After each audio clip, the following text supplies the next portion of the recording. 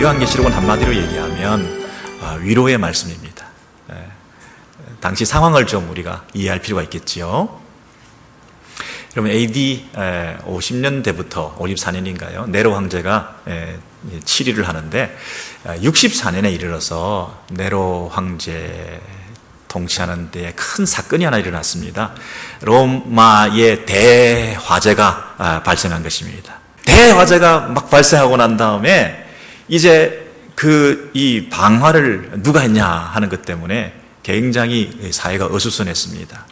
그래서 사람들이 이거 분명히 누가 미친 짓을 했다. 근데 우리 사회에 미친 사람이 누구냐? 이 네로가 광기 어린 통치를 했거든요. 아주 탐욕으로 향락으로 그렇게 막 로마를 엉뚱한 것으로 몰고 갔던, 그래서 생모를 죽이고 아내를 죽이고 하면서 그렇게 통치했던, 그래서 이 로마 사람들이 이거 분명히 또 이거 우리 황제가 미친 짓을 했을 거다, 이렇게 생각을 하고 있었어요. 그래서 7일 동안 온 주야로 막 그냥 로마의 목재 건물들이 많은 그런 3분의 2 이상이 다 타버린 이런 엄청난 피해를 보게 되었을 때 모든 화살이 이제 네로 황제에게로 이렇게 향하게 되니까 이 황제로서는 반전을 시켜야 되잖아요. 그래서 기독교인들이 이 짓을 했다. 그러면서 그 모든 죄를 다 우리 신자들에게, 교회에 뒤집어 씌워버렸어요. 희생양이 필요했던 거죠. 그래서 얼마나 그 당시에 네로 황제의 치하에서 이 기독교인들이 고통을 당했는지 뭐 말할 수가 없는 거죠. 로마 시대에 7대 대박해, 10대 대박해 그런 게 있는데 지금 첫 번째로 네로 황제 때 그 박해가 참 극심했던 것이에요.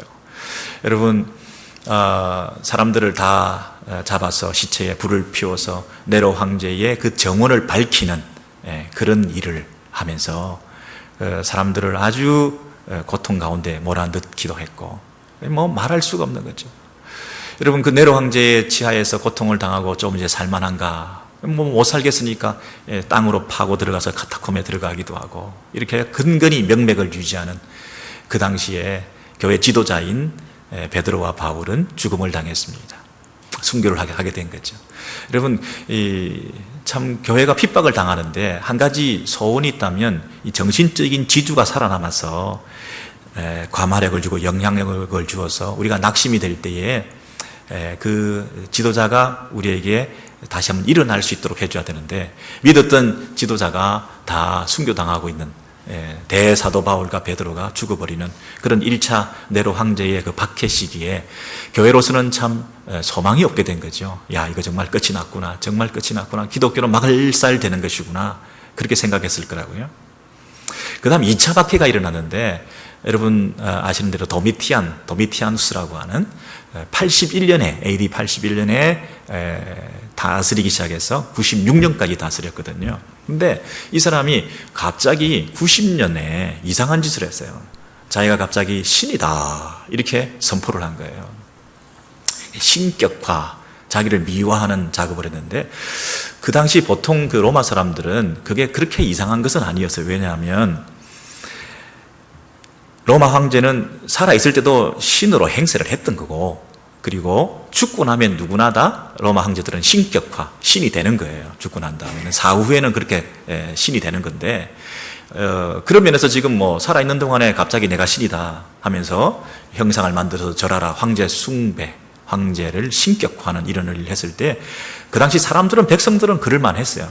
그런데 문제가 되는 사람은 누구였습니까?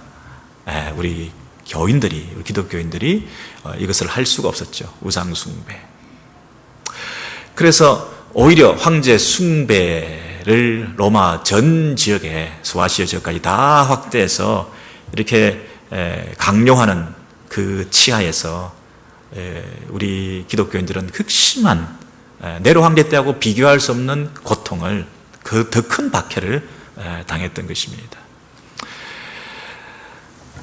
그냥 뭐 이 횃불로 사람을 시체를 삼아가지고 정원을 밝히는 것은 다반사고, 재산을 압류하고, 그리고 맹수들을 풀어가지고 죽이기도 하고, 그리고 이제 땅에 숨어 있는 은신처를 찾아내야 되니까 교인들이 잘 불지를 않잖아요. 비밀을 잘 얘기하지 않고 그러니까 어떻게 하든 고문을 해가지고 그걸 알아내가지고 죽이려고 하는, 한 사람도 남기지 않고 다 죽이겠다, 황제가 선언했거든요.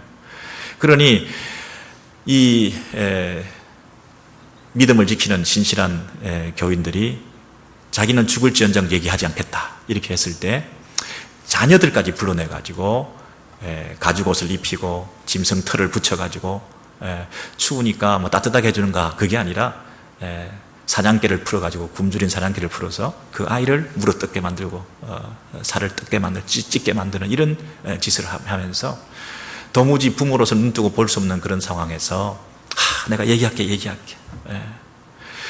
그래서 이제 배신을 하게 되면 이 공동체가 와해되는 것이거든요.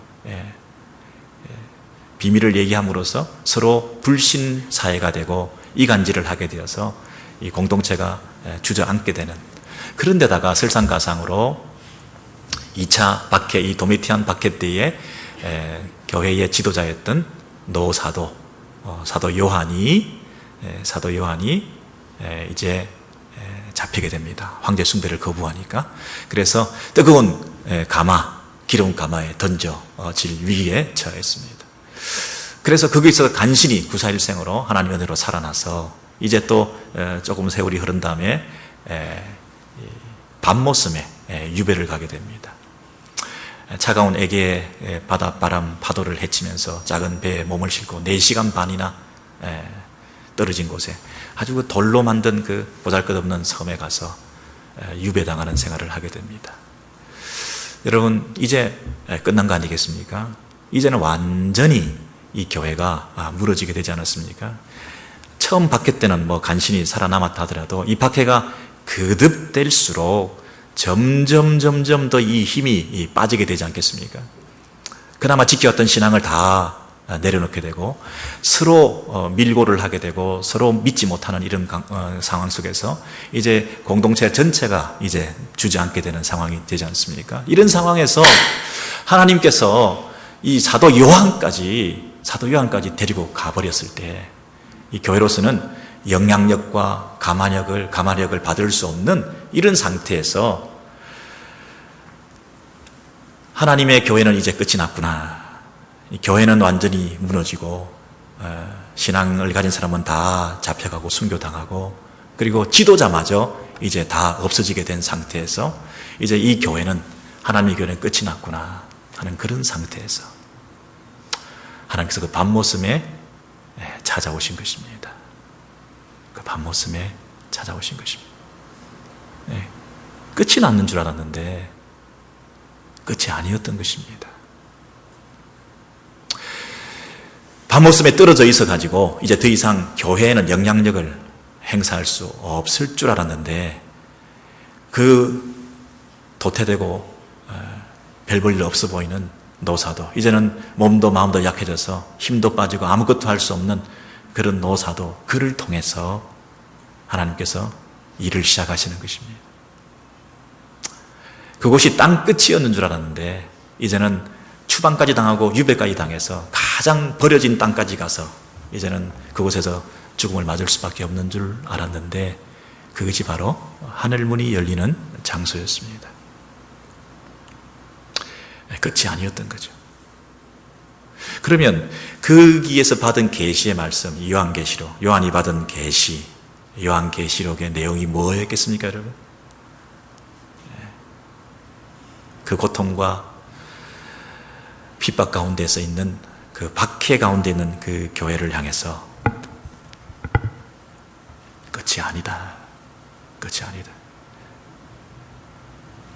너희가 지금 절망하고 있는데 소망을 품어라. 너희가 슬퍼하고 있는데 너희 안에 기쁨을 회복해라. 그 메시지 아니었겠습니까? 요한계시록의 주제는 뭐 다른 거 아닙니다. 낙심 가운데 있는 성도들에게 힘을 주는 것입니다. 그리고 내가 곧 오겠다. 속히 내가 오리라. 그리고 내가 다 갚아줄 것이다. 끝난 게 아니다. 조금만 참아라. 조금만 참아라. 조금만 더 견뎌라. 그리고 신실해라. 죽도록 충성해라. 신실해라. 그럼 내가 생명의 면류관을 줄 것이다 하는 그런 용기와 소망을 주기 위한 말씀이었습니다. 이 요한계시록은 결코 무슨 코드를 풀이한다든지 숫자를 풀이한다든지 이런 천년 왕국설 휴거 코드를 만들어서 풀어가지고 베리칩이 어떻고 그런 얘기해서 이 시한부 종말론 때문에 서로 교회가 나누어지고 그냥 서로 가정을 팽개치고 교회 안에 이런 이단적인 그런 사설들이 많이 생겨서 이 요한계시록 때문에 서로 이렇게 마음이 아파지고 나누어지고 이러기 위해서 주신 책이 결단코 아니에요. 하나님께서 요한계시록을 주셨을 때는 이 계시록을 통해서 성도들이 위로와 소망을 품고 확신 가운데 신앙생활 끝까지 잘 감당할 수 있도록 격려의 메시지를 주신 거 아니겠습니까? 자, 그런데 오늘 1장 4절에서 8절까지 말씀은 바로 그 요한계시록 전체의 서론에 해당되는 것이죠. 여러분, 서론이 책 전체를 담고 있는 것이지 않습니까? 이 서론이 책 전체를 압축해 놓은 것입니다. 그 서론만 잘 읽으면 책 전체를 알 수 있는 거죠. 그래서 1장 4절에서 8절의 내용을 보시면 이렇게 되어 있죠. 같이 한번 읽으실래요? 시작. 이제도 계시고 전에도 계셨고 장차 오실 이와 일곱 영과 죽은 자들에서 먼저 나시고 땅의 임금들의 머리가 되신 예수 그리스도로 말미암아 은혜와 평강이 너희에게 있기를 원하노라. 그가 구름을 타고 오시리라. 각 사람이 그를 보겠고 그를 찌른 자들도 볼 것이요 땅의 모든 족속이 애곡하리라. 아멘. 주 하나님이 이르시되 나는 알파와 오메가라. 이제도 있고 전에도 있었고 장차 올 자요 전능한 자라 하시더라 그랬죠. 여러분, 하나님에 대해서 뭐라고 얘기하고 있습니까? 이제도 계시고 전에도 계셨고 그리고 장차 오실리 그렇게 말하고 있습니다. 그리고 그 4절 밑에 8절 끝에 보시면 이 서론의 수미, 머리와 꼬리가 이렇게 상관되어서 가장 중요한 내용들을 한번 반복하고 있는데 그 밑에는 뭐라고 되어 있습니까? 또 한 번 더 이제도 있고 전에도 있었고 장차 올 자요 전능한 자라 하시더라 이렇게 말하고 있죠. 여러분, 이제도 있고 전에도 있었고 장차 올 자 이 말이 그 위에도 4절에도 있죠. 이제도 있고 전에도 계셨고 장차 오시리다 그랬어요. 자, 그런데 우리가 보통 과거, 현재, 미래 이렇게 시간적인 순서로 얘기를 하자면 과거에도 있었고 전에도 계셨고 그리고 지금도 계시고 그리고 장차도 오실리 이렇게 얘기해야 되지 않습니까? 근데 여기 보니까 두 번씩이나 이제도 계시고 그리고 전에도 계셨고 장차 오시리 이렇게 순서가 돼 있어요. 그죠? 예. 그래서 우리가 4장을 가서 한번 확인을 해 보니까 1장 4절에 4장 요한계시록 4장에 보시면 그 다음에 넘겨 보시죠. 그들이 밤낮 쉬지 않고 이르기를 거룩하다 거룩하다 거룩하다 주 하나님 곧 전능하신 이여 전에도 계셨고 이제도 계시고 장차 오실 이시라 하고 그 생물들이 보좌에 앉으사 세세토록 살아계시는 이에게 영광과 존귀와 감사를 돌릴 때에 그랬죠. 이건 누가 하는 말이죠? 그들이 성도들이 하는 말이죠. 성도들이 하나님에 대해서 뭐라고 얘기합니까? 주 하나님 거룩하다 거룩하다 거룩하다. 그 하나님 어떤 분이시라고요? 전능하신 분이시라. 그리고 그분이 어떤 분이시라고요? 전에도 계셨고 그리고 이제도 계시고 장차 오실 분이다 이렇게 말하고 있어요. 전에도 계셨고 이제도 계셨고 그리고 장차 오실 분이다 이렇게 되어 있죠. 여기는 시간의 순서대로 전에 과거 그리고 지금 현재 이제도 계시고 그리고 앞으로 미래 장차도 계신다 이렇게 되어 있어요. 그러니까 우리가 하나님에 대해서 일반적으로 묘사할 때는 하나님은 전에도 계셨고 그리고 지금도 계시고 앞으로도 계실 분이다. 시간적인 순서대로 자연히 당연히 과거와 현재 미래의 순서로 하나님에 대해서 묘사해야 될 거 아니겠습니까? 그렇죠? 예, 그런데 하나님 그분이 계시를 주실 때는 1장 아까 다시 돌아가셔 보시면 뭐라고 되어 있습니까? 이제도 계시고 전에도 계시고 그리고 장차 오시리다 그랬습니다. 뭐를 강조했나요? 뭐를 강조했나요? 이 제도를 강조했잖아요. 예, 지금도 계시고. 예. 왜 이 독자들에게 하나님께서 계시를 주시는데 그냥 일반적으로 옛날에도 있었고 지금도 있고 앞으로도 있을 하나님이다 이렇게 얘기하지 않고 지금 있고 이 부분을 강조하셨을까요? 핍박을 당하고 박해를 당하는 성도들이 지금은 하나님이 계시지 않은 것 아닌가, 하나님 우리를 떠나신 것 아닌가, 하나님이 우리를 잊으신 것 아닌가, 이런 박해 상황 속에서 하나님이 과거에 구약에 계셨는지는 모르겠지만 조상들과 함께 하셨는지 모르겠지만 앞으로 뭐 재림하셔서 오실지는 모르겠지만 지금은 우리를 버려두신 것 아닌가. 이 교회 시대에는 하나님께서 우리와 함께 하시지 않으신 건 아닌가. 특별히 로마의 박해를 받는 이런 상황에서 저 네로 치하에서 어떻게 하나님 살아계시면 저런 사람을 살려놓느냐. 이런 억울한 일을 당하는데 하나님께서는 가만히 계시느냐. 저 도미티안 어떻게 자기를 신이라고 하는 저 황제를 하나님은 하나님이 하나님이시라면 그대로 내버려 두실 수가 있느냐. 그런 안타까움을 가지고 그 고통의 터널을 눈물 뿌리며 그 신앙을 포기할 뻔했던 우리 초대교회 우리 신앙의 선배들에게 이 편지를 보내주시면서 이제도 계시고 지금 없는 게 아니다. 내가 너와 함께한다.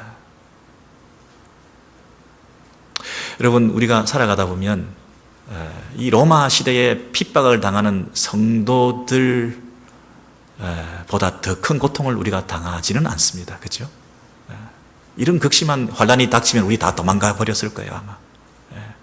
여러분 과연 우리가 이런 고통 속에서 이런 초대교회에 환란을 당할 때 과연 신앙을 지킨다는 것이 그래 쉬운 일은 아닐 거라고요. 그런데 현재 우리가 닥치는 조그만 일에 대해서도 문제를 만났을 때도 내가 장애를 입고 멀쩡하던 사람이 눈이 안 보여. 멀쩡한 사람이 한쪽 귀가 안 들려. 그리고 후천적으로 장애를 입는 분들의 그 타격이 더 큰 거 아시죠? 갑작스럽게 집안이 망했어. 난데없이 질병에 선고를 받았어. 건강했는데 내가 암 선고를 받았어. 남의 얘기인 줄 알았는데 사고가 났어. 사랑하는 자녀가, 나의 가장 기뻐하는 사랑하는 자녀가 세상 가운데서 수치스러운 일을 당했어요. 여러분, 오늘 이 시대 교회가 이런 절망과 침체의 터널을 통과하고 세상으로부터 조롱거리가 되고 손가락질을 당하는, 여러분 이게 끝난 거 아닌가 싶을 정도로, 야 이러고 이 교회는 끝나는가 보다, 이러고 이 현대교회는 이렇게 망하게 되는가 보다, 이 미국 땅은 끝나는가 보다. 여러분 우리 가정이 이러고 나면 끝나는 것 아닐까요? 우리 아이들이 미래가 있는가요?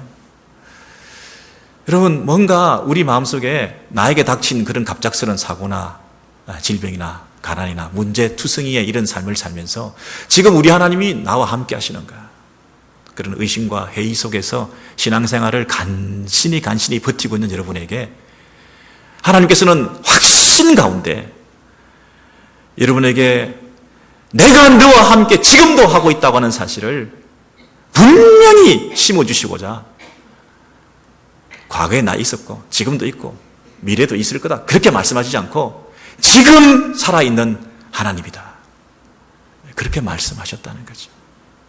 여러분 이 하나님을 마음 가득히 믿음으로 고백하시기를 주의 이름으로 소원합니다. 지금도 살아계시는 하나님을 여러분 붙드시기를 원합니다.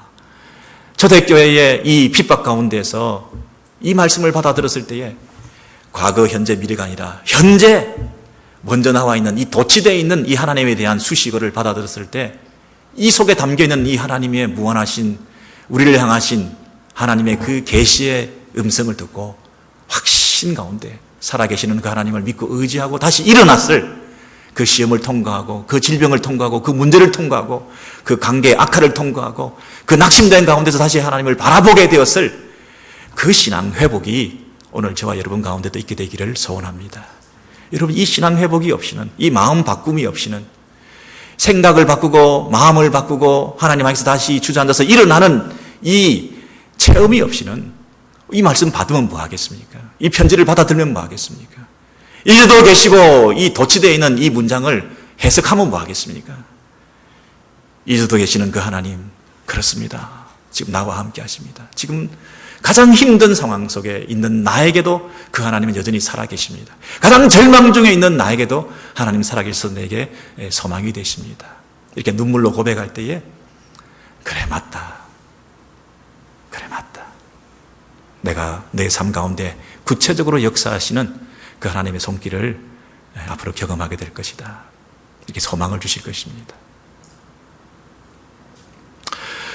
그런데 여러분, 이제도 있고 전에도 있고 장차 올 자요, 이 하나님에 대해서 말씀하시고 난 다음에 1장 8절에서 그 앞뒤로 꾸며주는 그 말이 내가 누구냐 하면 이 두 가지, 첫 번째는 알파와 오메가라, 두 번째는 나는 전능한 자라.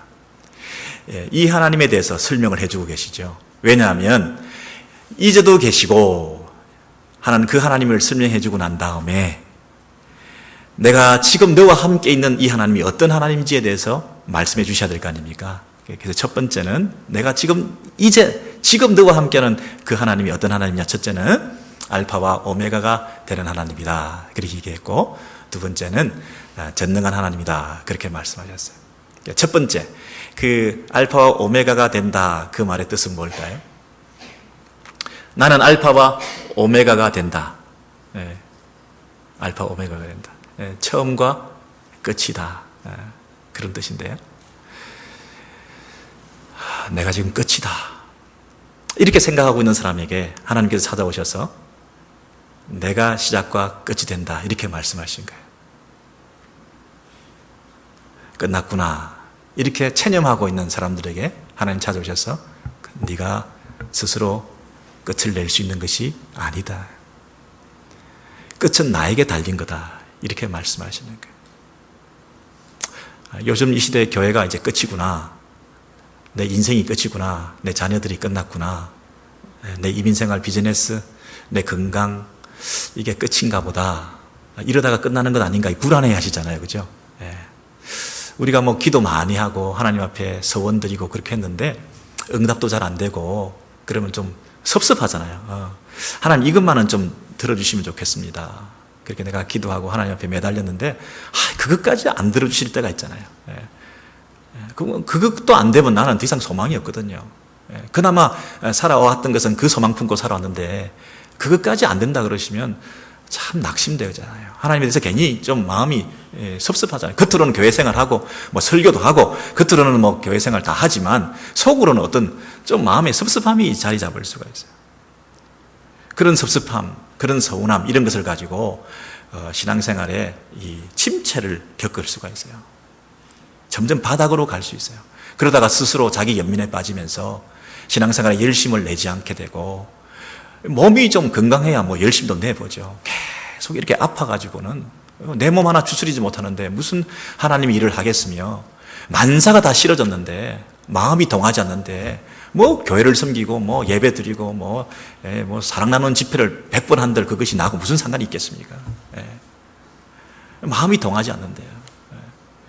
근본적으로는 사람과의 관계가 아니라 하나님과의 관계잖아요. 사람과의 관계가 아니에요. 하나님과의 관계입니다. 하나님 앞에서 내가 풍성하지 못하고 충만하지 못하고 뭔가 마음이 지금 불편하기 때문에 만사가 다 싫어지고 누군가 하나가 싫어진 거예요. 귀찮아져가지고. 그렇게 우리가 지금 이런 어려운 시기에 하나님께 찾아오셔서 뭐라고 얘기하냐면, 아직도 내가 작업 중인데, 아직도 나는 일하고 있는데, 내가 역사의 주관자인데, 내가 아직 끝내지 않았는데, 나는 여전히 공사 중인데, 내가 이 일을 시작했으니까 내가 완성할 텐데, 너는 왜 지금 등한히 하고 있고 팔짱 끼고 있고 그렇게 볼멘 소리를 하고 있냐, 이렇게 말씀하시는 거잖아요. 나는 알파와 오메가다, 이 말이 무슨 뜻이라고요? 끝이 아니라는 거예요. 하나님이 끝이라고 해야 끝이라는 거예요. 여러분, 인생을 마감하고 싶을 때가 있어요. 그냥 이렇게 고통스럽게 사느니, 육체적으로 여러분 너무 힘들면 안락사를 택할까, 나를 그냥 죽여줬으면 좋겠다. 그냥 우리 둘이 너무 힘들게 사니까 그냥 스스로 끝을 내는 게 남들에게 패기치지 않고 그렇게 사는 게 아니겠나. 그런 오죽하면 그러겠습니까? 그런 상황이 닥친다 하더라도 여러분 이 말씀 꼭 기억하시기 바랍니다. 하나님이 끝이시다. 하나님이 알파와 오메가가 되신데 하나님이 끝을 내지 않으면 끝이 아닌 거죠. 여러분 우리가 참기 어려운 건 왜 그러냐면요. 끝을 모르기 때문에 그래요. 끝이 어딘지를 알면 그 끝을 생각하면서 참을 수가 있는 게 인간이잖아요. 근데 끝이 어딘지를 모르기 때문에 그 끝이 내일인데도 불구하고 오늘 내가 죽어버리잖아요. 끝이 어딘지를 모르니까. 사실은 내일인데 내일인지를 모르니까 오늘 너무 고통스러워서 인생을 끝낼 때가 있잖아요. 내가 인생을 끝낼 수가 없죠. 하나님이 알파와 오메가가 신데. 여러분 어떤 낙심되는 상황. 여러분 초대교회 이 도미티안 황제 때의 이 핍박이라고 하는 것은 필슬로 감당할 수 없는 그리스도인들의 고난이었어요. 끝인 줄 알았어요. 다 끝난 줄 알았어요. 사도 요한까지 유배를 갔어요. 근데 하나님께서 개입하셨어요. 여러분 출애굽을 할 때 홍해를 딱 만났는데 끝난 거잖아요. 아무 대책이 없잖아요. 무슨 가능성이라고는 없잖아요. 홍해가 갈라질 줄 누가 알았겠습니까? 하나님 여전히 일하고 계시잖아요. 여러분 출애굽 이전까지 하나님께서 더 많이 역사하셨나요? 홍해 가르시고 난 다음에 더 큰 역사를 펼치셨나요? 그게 끝이라고 생각했으면 아무 구원의 역사가 그 이후에 이스라엘 역사 가운데 일어나지 않았을 것이라고. 더 풍성하고 더 놀랍고 더 기대할 만한 일들이 하나님께서 계획하고 계시는데 우리는 스스로 단절시키고 끝을 내므로써 마음을 다듬으로써 하나님의 풍성하신 은혜를 경험할 수 없을 수가 있는 거죠. A라는 사람과 B라는 사람의 관계가 내가 끝이다. 내가 단절시켰는데 더 이상 안 보겠다. 내가 피해 다니겠다. 더 이상 그 인생 소망 둘 게 없다. 서로 얘기해봤자 상처만 받고 서로 관계를 가질수록 더 내 마음이 힘들어지니까 그냥 정리하자. 속으로 그렇게 생각을 했다 할지라도 하나님 한번 생각해보세요. 하나님 앞에서. 하나님께서 그 끝이라고 내가 끝을 낼 상황이 아니죠.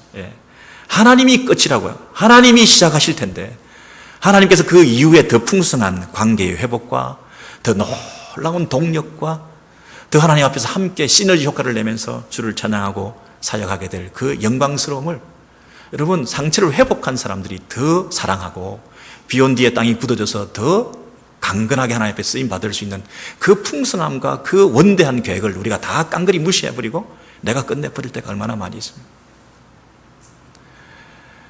여러분 모든 역사는 관점을 가지고 있습니다.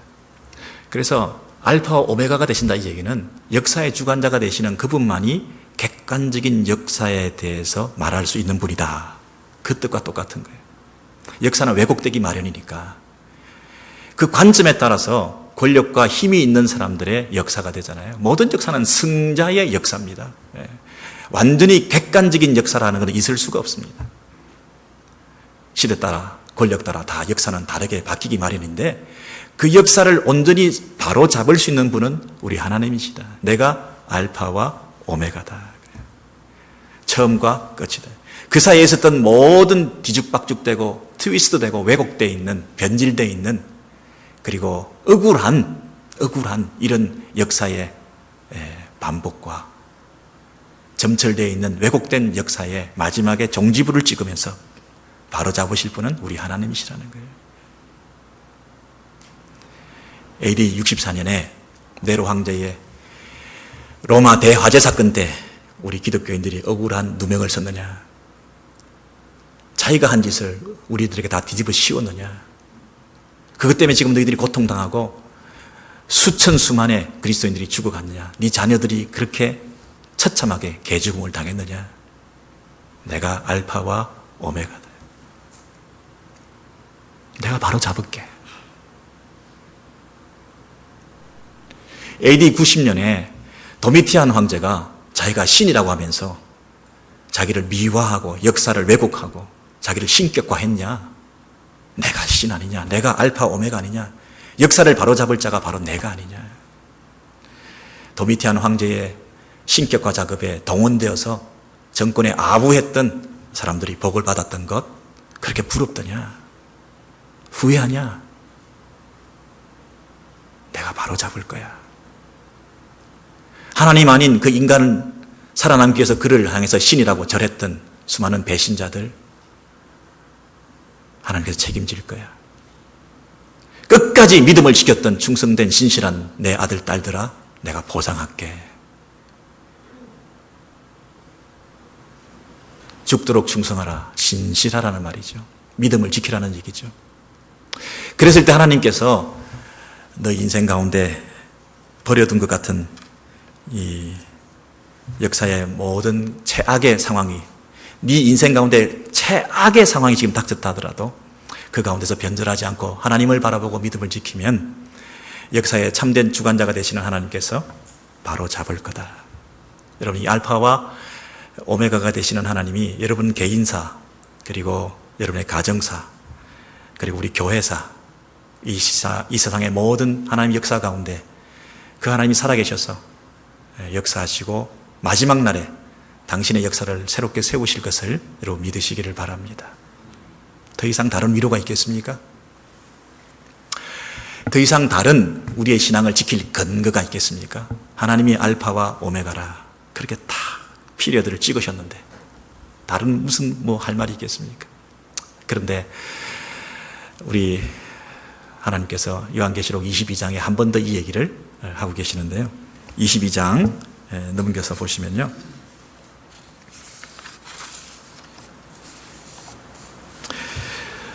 보라, 내가 속히 오리니 내가 줄 상이 내게 있어 각 사람에게. 여러분 22장 12절에서 16절 한번 같이 읽으시겠습니다. 시작. 보라, 내가 속히 오리니 내가 줄 상이 내게 있어 각 사람에게 그가 행한 대로 갚아주리라.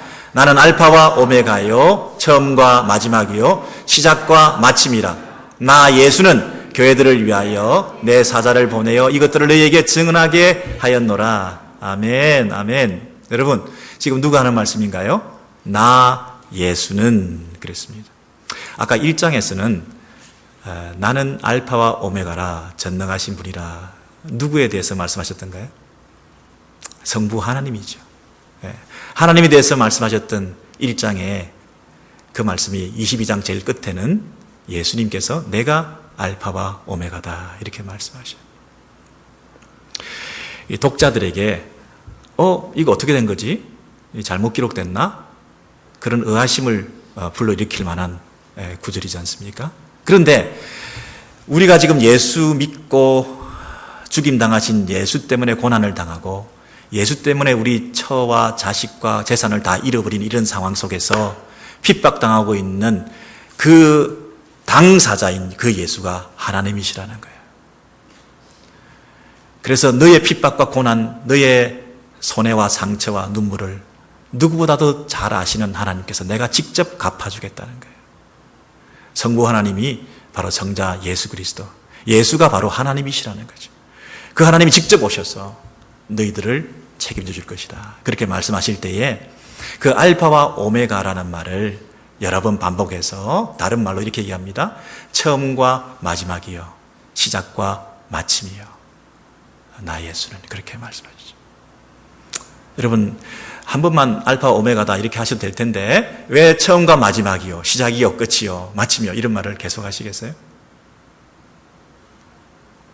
더 다른 말 없냐?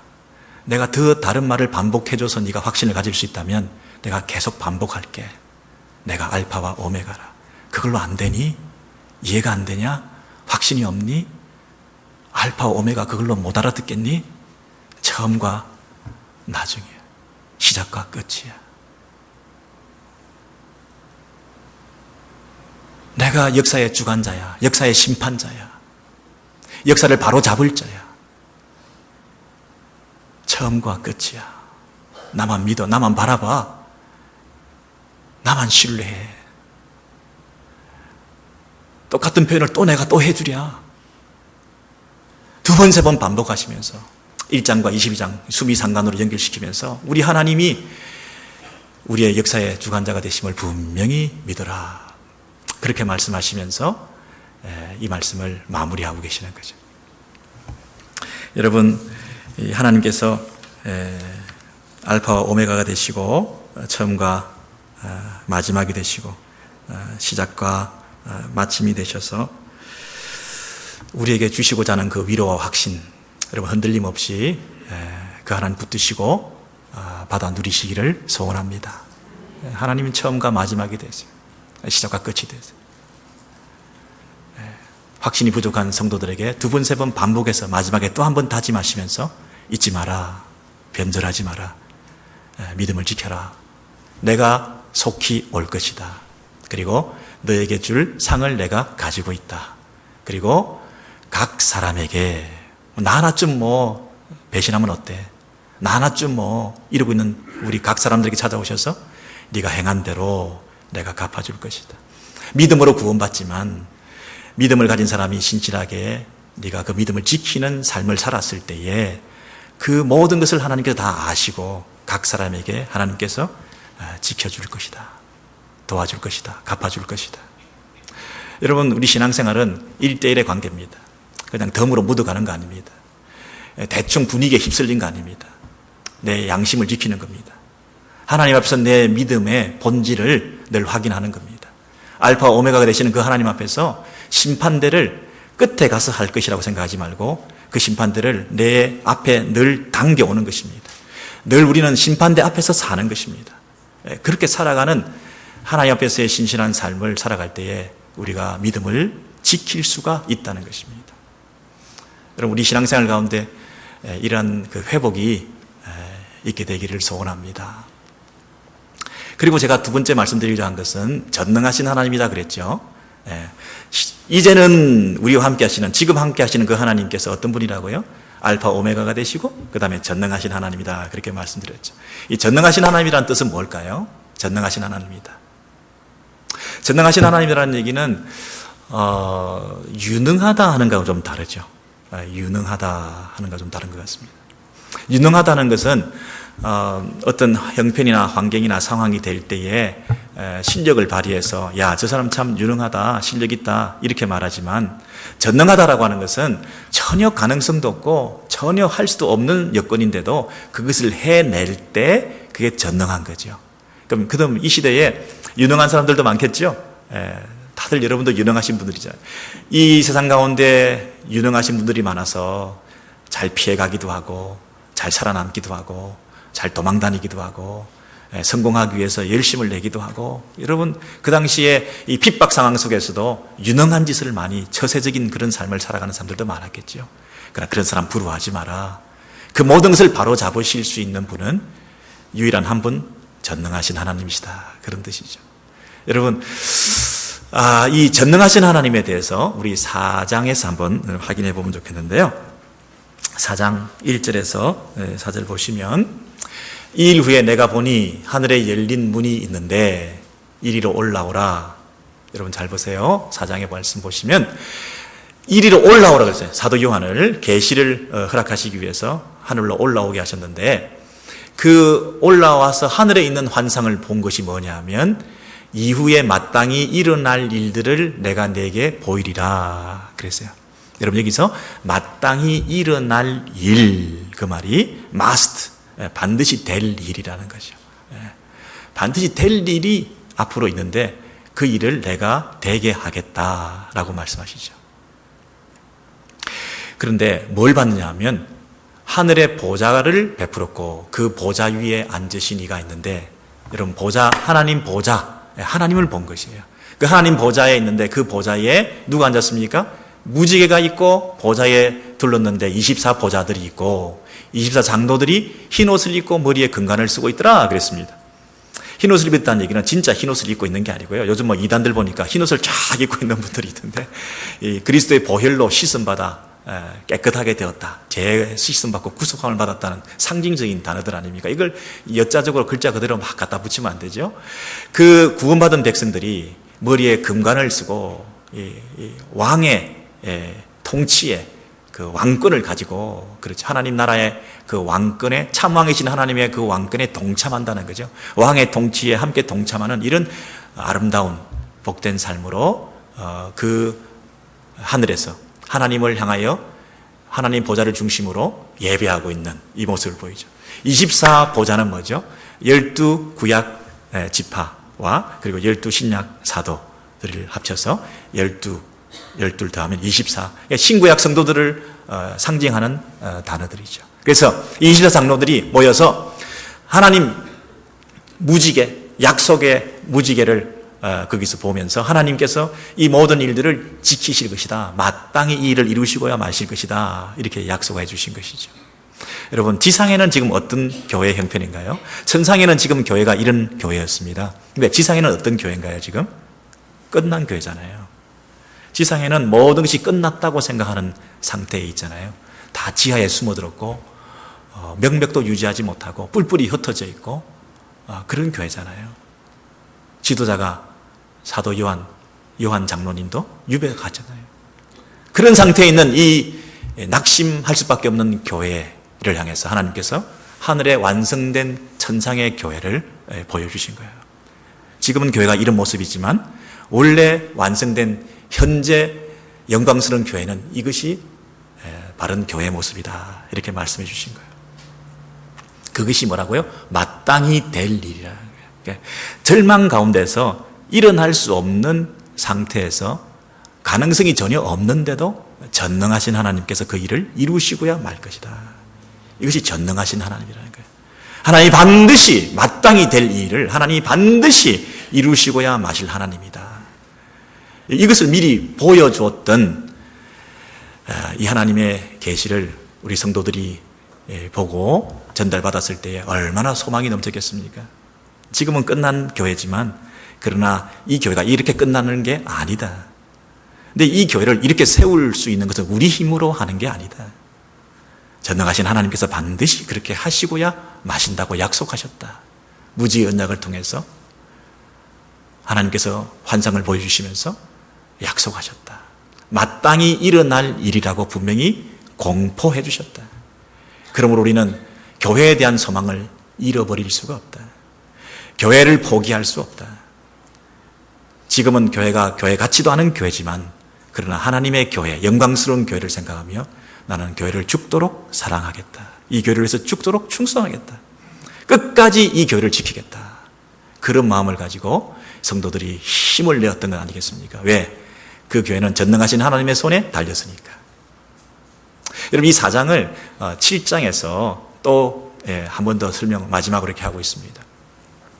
요한계시록은 1장, 2장, 3장, 4장 이렇게 연대기식으로 풀어져서 시대별로 해석을 하면 안 되고요. 그걸 막 갖다 붙여가지고 오늘날 뭐 어느 나라, 뭐 유대, 뭐 팔레스타인 뭐 이렇게 연결해가지고 막 이렇게 뭐 그렇게 해석하면 미궁에 빠집니다. 그게 아니고 4장에 있었던 얘기를 7장에서 한 번 더 반복해서 구체적으로 설명해서 이 나선형으로 점점 더 크게 자세하게 똑같은 얘기를 반복해주고 있는 것입니다. 그 4장의 얘기를 7장에서 이렇게 얘기합니다. 이 일 후에 내가 보니 각 나라와 족속과 백성과 방언에서 아무도 능히 셀 수 없는 큰 무리가 나와 흰 옷을 입고 종려가지를 들고 보좌 앞과 어린 양 앞에 서서 외쳐 가로되, 이렇게 돼 있죠. 똑같은 상황입니다. 그런데 그곳에는 하나님 앞에 누가 나와 있습니까? 아까는 신구약 모든 성도들을 대표하는 24 장로라고 얘기했지만 여기서는 아무도 능히 셀 수 없는 큰 무리, 이렇게 이해하죠. 조금 더 가면 14만 4천이라 그러죠. 14만 4천이 정확한 숫자를 말하는 게 아니라 아무도 능히 셀 수 없는 큰 무리를 상징해서 12 곱하기 12 곱하기 1000 해가지고 14만 4천입니다. 그래서 이 능히 셀 수 없는 무리를 설명하면서 각 나라와 족속과 백성과 방언에서 이들이 나왔다. 그래서 모든 백성들이, 모든 성도들이 지금 하나님 앞에, 보좌 앞에서 하나님을 향하여 찬양하고 있는 완성된 교회의 모습을 또 한번 보여준 것이죠. 여러분, 이 계시를 환상을 전달받았을 때 초대교회 성도들 중에 어떤 사람들이 있었을까요? 비웃는 사람도 있었을 거라고요. 각 나라, 민족, 방언 웃기고 계신다고. 지금 유대민족 하나, 내 자식 하나, 내 가정 하나 살려내지 못하는 하나님께서 무슨 각 나라 그렇게 생각하는 사람도 있을 거라고요. 그러나 이 계시의 말씀을 믿음으로 받아들이고 전능하신 하나님이 이 일을 이루시고야 마실 거라고 하는 확신을 가지고 역사의 알파와 오메가가 되시는 그 하나님을 신뢰한 믿음을 가진 사람이라고 한다면 얼마나 마음의 위로가 되었겠습니까? 얼마나 큰 감격이 있었겠습니까? 이렇게 핍박을 당하고 박해를 받고 있지만 순교자의 피를 먹고 기독교회사는 전진할 수밖에 없구나. 하나님의 교회가 확장되어 갈 수밖에 없겠구나. 각 나라와 각 민족을 향한 하나님의 계획과 섭리가 계속되는 것이구나. 우리가 믿는 이 믿음이 그저 우리들이나 구원받는 게 아니라 온 세상 우주적인 하나님의 교회를 이루시기 위한 그리스도의 보혈이었구나. 나를 살렸을 뿐 아니라 모든 인생들을 살리는 우주적인 구원을 이루실 살아있는 복음, 이 복음을 내가 전하는 사람이 되어야 되겠구나. 흔들리지 말아야 되겠구나. 내가 가진 이 복음의 영향력과 가마력과 이 능력을 가지고 내가 남은 생에 내 생명 바쳐서 어찌하든지 이 복음 전하는 일에 내가 헌신해야 되겠구나. 그런 생각을 하지 않았겠습니까? 여러분, 이 당시 AD 1세기 90년, 95년인데 대한민국에는 그때 어떤 나라였던가요?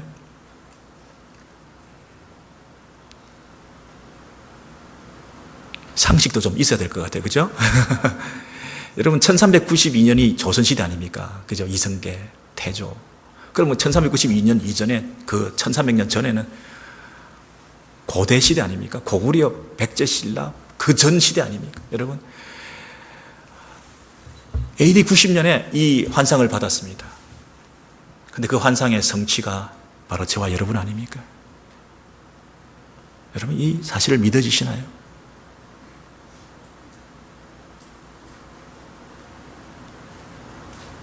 마땅히 이루실 일을 이루시고야 마시는 전능하신 하나님께서 각 나라, 우리 한민족 가운데서도 불러주셔서 저와 여러분 이곳에 있지 않습니까? 이게 너무나 확실한 거 아닙니까? 너무나 확실한 거 아닙니까? 여러분, 비즈니스도 확실한 데 여러분 투자하셔야 되잖아요. 막연한 데 투자하시면 망하잖아요. 예. 근데 이거 확실한 거 아닙니까? 하나님의 사업에 헌신하는 거 결코 헛되지 않을 거예요. 여러분, 여러분의 인생과 여러분의 자녀를 어느 비즈니스에 여러분 헌신했으면 좋겠습니까? 우리 아이가 전공을 정치를 하든지 경제를 하든지 사회를 하든지 문화를 하든지 예술을 하든지 뭘 하든지 좋아요. 그러나 이 비전 품지 않으면, 하나님의 나라의 이 비전을 품지 않으면 하나님께서 반드시 이루시고야 말 이 세상 역사가 다가 아니라, 이 지상의 역사가 다가 아니라, 이 세큘라 역사가 다가 아니라 하나님의 역사, 알파와 오메가가 되셔서 당신의 아들을 핏값으로 사신 이 교회의 메인스트림을 통해서 이 세상 가운데 각 민족을 불러 모으시는 이 하나님의 거대한 이 주권의 역사, 하나님의 이 놀라운 구속의 역사, 하나님의 놀라운 이 섭리와 손길 가운데 우리가 동참하지 않고 그것을 외면하고 그것을 모르고 등한시하고 소홀히 하고 내가 다른 데서 열심히 돈 벌고 열심히 정치하고 열심히 문화활동하고 열심히 가정이 행복한들, 그게 무슨 의미가 있겠습니까? 하나님 나라와 영광을 위해서 이 비전을 품고 가장 확실한 일, 가장 완성된 일, 마땅히 될 일, 반드시 이루어질 일, 그 일에 우리가 생명을 걸고 인생을 걸고 내 남은 삶을 바쳐서 우리의 시간과 마음과 물질과 모든 걸 바쳐서 그 일에 우선순위를 두고 달려가야 되지 않겠습니까?